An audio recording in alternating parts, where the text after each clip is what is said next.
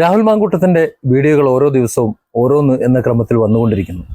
അതാകട്ടെ നമ്മുടെ സഖാക്കളെ, പ്രത്യേകിച്ച് മുഖ്യമന്ത്രി പിണറായി വിജയനെ, ഈ സർക്കാരിനെ തെരഞ്ഞെടുപ്പിനെ നേരിടുന്ന ഈ വേളയിൽ വളരെയധികം തലവേദന സൃഷ്ടിച്ചുകൊണ്ടിരിക്കുകയും ചെയ്യുന്നു.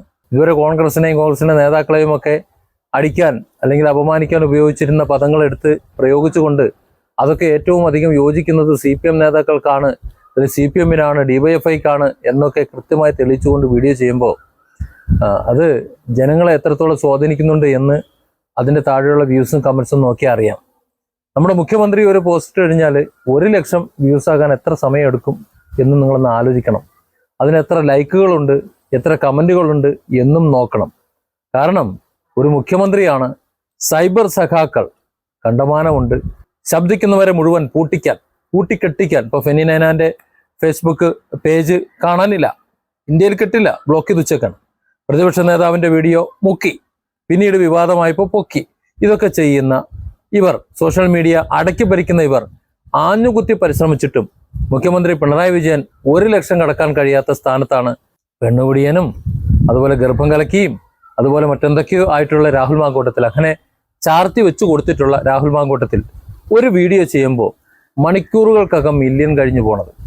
എങ്ങനെ പോകാതിരിക്കുമല്ലേ? കാരണം അമ്മാതിരിയാണല്ലോ സർക്കാരിനെ പൊളിച്ചടുക്കിക്കൊണ്ട് അങ്ങോട്ട് കാര്യങ്ങൾ പറയുന്നത്.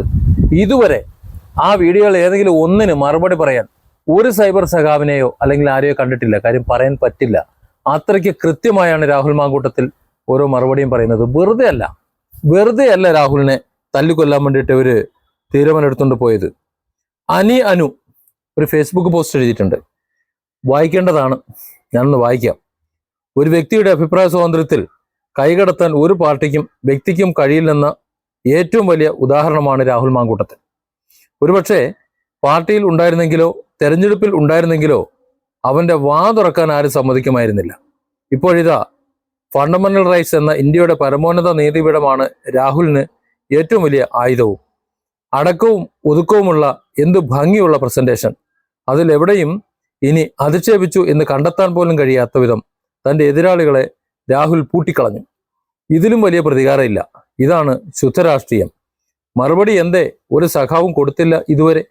വെക്കടാ അന്തകമ്മികളെ ഇതിനുമേൽ ഒന്ന്, എന്നിട്ട് വാദിച്ച് ജയിക്ക്. നിനക്കൊക്കെ ധൈര്യമുണ്ടൽ. അല്ലാതെ വിഡ്ഢിതം അലങ്കാരമായി കൊണ്ടു നടന്ന് നാട് നശിപ്പിക്കാൻ കൂട്ടുനിൽക്കല്ലേ. കണ്ടുപഠിക്കട. അത്യാവശ്യം ആക്ഷേപിച്ച് സംസാരിക്കുന്നുണ്ട്. സത്യം എങ്ങനെ ആണ് അവതരിപ്പിക്കേണ്ടത് എന്ന്. പൊതുജനത്തിന് വേണ്ടത് സത്യമാണ്. നിന്റെയൊക്കെ വൃത്തികെട്ട ചിന്താഗതി അടിച്ചേൽപ്പിക്കലല്ല. ഇതിൽ പറഞ്ഞ രാഹുൽ ഗാന്ധി വെച്ചുകൊടുത്ത വീടുകളും പ്രിയങ്ക ഗാന്ധി കൊടുത്ത പൈസയും ഇന്നാൾ വരെ ഒരു മാപ്രയും പറഞ്ഞ് കേട്ടില്ല. മാധ്യമധർമ്മത്തിന്റെ മിനിമം എത്തിക്സ് പോലുമില്ലാത്ത കമ്മ്യൂണിസ്റ്റ് പാർട്ടികളുടെ താളത്തിന് തുള്ളാൻ വിധിക്കപ്പെട്ട ശാപജന്മങ്ങളെ ഉളുപ്പുണ്ടോ ഇനിയെങ്കിലും? ഈ വിരൽ ചൂണ്ടി ചോദിക്കുന്ന സത്യങ്ങൾ പൊതുജനത്തെ വ്യക്തമായി അറിയിക്കുന്ന രാഹുൽ, അനിയ നീയാണ് ശുദ്ധ രാഷ്ട്രീയക്കാരൻ എന്ന് ഞാൻ പറയും. മാപ്രകൾ ആഘോഷിച്ച നിന്റെ പേഴ്സണൽ ലൈഫിലെ തെറ്റ് കോടതി തെളിയിച്ചാൽ ഒരിറ്റു കണ്ണീരിനാൽ ഒരുപക്ഷെ ഞാൻ സഹിക്കാൻ ശ്രമിക്കും. നിന്നെ ജയിലിൽ കിടത്താൻ പിണറായി വിജയൻ കിണഞ്ഞു ശ്രമിച്ചത് നിന്റെ ശബ്ദം ഇല്ലാതാക്കാനാണ്. അതിലൂടെ അയാളുടെ അഴിമതി പൂഴ്ത്തിവെക്കാനും. അല്ലാതെ എങ്ങാനും തെറ്റുപറ്റിയെങ്കിൽ ശിക്ഷിച്ച് തിരുത്താനല്ല. കുറെ അപവാദം പ്രചരിപ്പിച്ചാൽ അവർക്ക് മാത്രം ഗുഡ് ബുക്കിൽ കയറി പറ്റാം എന്ന ഓവർ കോൺഫിഡൻസ് കടപുഴക്കിയേറിയാൽ. പക്ഷേ ദൈവം തമ്പുരാൻ നിന്റെ കൂടെയാണ്. പ്രബുദ്ധരായ മലയാളികൾ നിന്റെ കൂടെയുണ്ട്. ഇവിടെ വളരെ പ്രധാനപ്പെട്ട 1-2 ചോദ്യങ്ങളുണ്ട്.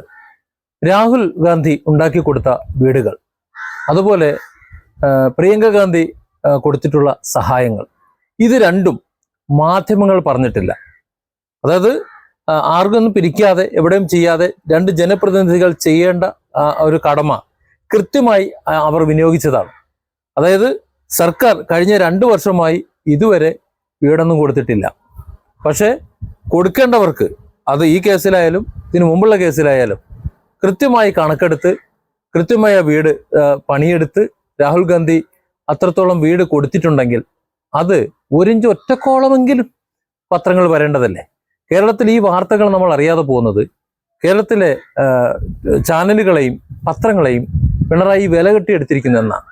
നമുക്കൊക്കെ തരേണ്ട ആനുകൂല്യങ്ങളും നമ്മുടെ പെൻഷനും നമ്മുടെ മറ്റെല്ലാം അതൊക്കെ കട്ടെടുത്തുകൊണ്ട് തെരഞ്ഞെടുപ്പിന് പ്രചരണം നടത്തി, അതായത് പ്രൊപ്പഗണ്ട ക്രിയേറ്റ് ചെയ്തുകൊണ്ട് തങ്ങളാണ് ഏറ്റവും വലുത് എന്ന് കാണിക്കാൻ വേണ്ടി ജനങ്ങളുടെ കണ്ണിൽ പൊടിയിട്ടുകൊണ്ട് അവസാന ലാപ്പിൽ കുറച്ച് ചിത്രങ്ങൾ എടുത്തിട്ട് കൊടുക്കുകയാണ്. ഇത് കണ്ട് കൺഫ്യൂഷൻ വന്ന് കുറച്ചു പേരെങ്കിലും അരിവാളിന്റെ മണ്ടയിൽ കൊണ്ട് കുത്തണം. അതിനു വേണ്ടിയിട്ടുള്ള ഒരു കളിയാണ് എന്ന് മാത്രമേ പറയാനുള്ളൂ. അല്ലെന്നുണ്ടെങ്കിൽ ഇത്രയധികം ഹോർഡിങ്സും ഇതിൻ്റെ ഒന്നും ആവശ്യമില്ലല്ലോ. ഒരു ചെറിയൊരു ഉദാഹരണം, ചാണ്ടി ഉമ്മൻ എന്ന ഒരാളുണ്ട്, ഉമ്മൻചാണ്ടിയുടെ മകൻ. അയാളുടെ പ്രചരണം ഒന്ന് നോക്ക്. അയാൾ കഴിഞ്ഞ 10 വർഷം ഇവിടെ മന്ത്രിയോ അല്ലെങ്കിൽ അതുപോലെ മറ്റ് അധികാര സ്ഥാനം ഉണ്ടായിരുന്ന ആളല്ല. പ്രതിപക്ഷത്തുണ്ടായിരുന്ന ഒരു MLA ആണ് കഴിഞ്ഞ 5 വർഷം. ആ പ്രതിപക്ഷത്തിരുന്ന 5 വർഷത്തുള്ള MLAക്ക് ഒരു സൈക്കിളും എടുത്തുകൊണ്ട് തൻ്റെ മണ്ഡലം നീളെ കറങ്ങി വോട്ട് പിടിക്കാനുള്ള ഒരു ധൈര്യം, ആ ധൈര്യം വരുന്നുണ്ടെങ്കിൽ അതൊരു വല്ലാത്ത ധൈര്യമല്ലേ. അതിൻ്റെ 10 ധൈര്യം പോലും പിണറായിക്കും അതുപോലെ പിണറായിയുടെ കൂട്ടർക്കും ഇനി കയറാൻ വന്ന സർക്കാർ അവകാശപ്പെടുന്ന സർക്കാരിനും ഇല്ല എന്നുണ്ടെങ്കിൽ, ഇത്രയധികം ഹോർഡിങ്സും ഈ മാധ്യമങ്ങളെ വിലയിട്ടെടുത്ത് മാത്രമേ അവർക്ക് വോട്ട് ചോദിക്കാൻ കഴിയുന്നുള്ളൂ എന്നുണ്ടെങ്കിൽ, ഇത്തരത്തിലുള്ളവരെ എന്തിനാണ് നമ്മൾ തെരഞ്ഞെടുത്തങ്ങോട്ട് അയക്കുന്നത്? ഒരു കഴിവുമില്ല എന്ന് തെളിയിക്കല്ലേ. സ്വന്തം ജനതയുടെ കൂടെ 5 വർഷം ചെലവഴിച്ചിട്ട് ആ ജനതയ്ക്കൊപ്പം ഇറങ്ങി നടക്കാൻ കഴിയുന്നില്ല എന്നുണ്ടെങ്കിൽ ഇവരെയൊക്കെ നേതാക്കളെന്ന് വിളിക്കാൻ പറ്റൂ? അല്ലെങ്കിൽ ഇവരെ പിന്തുണച്ചുകൊണ്ട് ഇവരെ വിശ്വസിച്ചുകൊണ്ട് എങ്ങനെയാണ് നമ്മൾ വോട്ട് ചെയ്തവരെയൊക്കെ വിജയിപ്പിക്കുന്നത്? എന്ത് കാര്യമാണുള്ളത്? ഇനി അഥവാ അത്തരത്തിൽ ഇറങ്ങാമെന്ന് വെച്ചാലും കർഷകനെയോ കർഷകത്തൊഴിലാളിയോ അല്ലെങ്കിൽ പാവപ്പെട്ടവനെ കാണോ? അതിദരിദ്രരില്ലല്ലോ, പൗരപ്രമുഖരെയല്ലേ കാണുള്ളൂ. അങ്ങനെയല്ലേ നമ്മൾ കണ്ടിട്ടുള്ളൂ. അപ്പോൾ സ്വാഭാവികമായിട്ടും ഒരു കറുത്ത തുണി കാണുമ്പോൾ അല്ലെങ്കിൽ ഒരു പ്രതിഷേധം കാണുമ്പോൾ അരുത് എന്ന് പറയുമ്പോഴൊക്കെ ചൊറിയുന്ന, കടക്ക് പുറത്തെന്ന് പറയുന്ന, അങ്ങ് വീട്ടിൽ പോയി പറഞ്ഞാൽ മതി എന്ന് പറയുന്നവരെ വീട്ടിലിരുത്തേണ്ട ഉത്തരവാദിത്വം സത്യത്തിൽ ഈ തെരഞ്ഞെടുപ്പ് കാലത്ത് നമുക്കുണ്ടെന്നാണ് എനിക്ക് തോന്നുന്നത്. Different angles. Don't forget to subscribe and support this channel.